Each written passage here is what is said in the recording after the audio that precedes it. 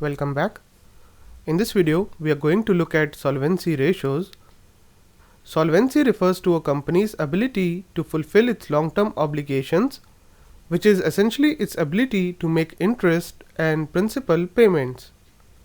Solvency ratios provide information regarding the relative amount of debt in the company's capital structure and the adequacy of earnings and cash flows to cover interest expenses and other fixed charges like lease or rental payments.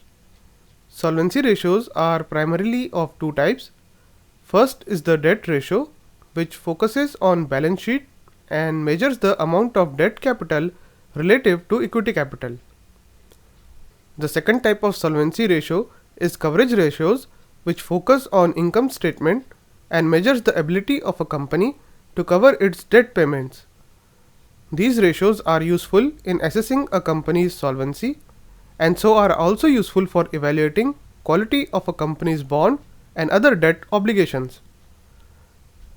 Here we see commonly used solvency ratios. Let's look at them one by one. First is the debt to assets ratio. It is obtained by dividing total debt by total assets, and this ratio measures the percentage of total assets financed with debt. So a debt to asset ratio of 0.4 indicates 40% of company's assets are financed with debt. Generally, higher debt means higher financial risk and thus indicates weaker solvency. The next ratio is debt to capital ratio, which is the ratio of total debt to total capital. Total capital is the sum of total debt and equity. Just like debt to assets ratio, a higher debt to capital ratio means higher risk and weaker solvency. The next ratio is the debt to equity ratio, which measures the amount of debt relative to equity capital. The interpretation of debt to equity ratio is the same, that is that the higher debt to equity ratio means higher risk and weaker solvency.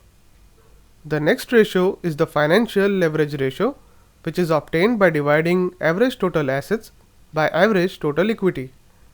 This ratio measures the amount of total assets supported by each dollar of equity.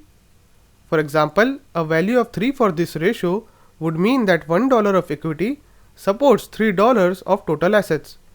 The higher the ratio, the more leveraged the company. The next ratio is the interest coverage ratio, which measures the number of times the company's earnings before interest and taxes covers its interest payments. This ratio is also referred to as times interest earned. A higher interest coverage ratio indicates stronger solvency, offering greater assurance that the company can service its debt.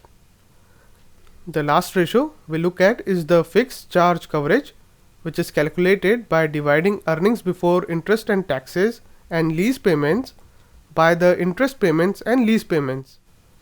It measures the number of times the company's earnings before interest, taxes and lease payments can cover the company's interest and lease payments, which is actually the fixed charge for the company. A higher fixed charge cover implies higher solvency and offers greater assurance that the company can service its debt. With this, we have come to the end of solvency ratios. Next, we are going to look at the profitability ratios.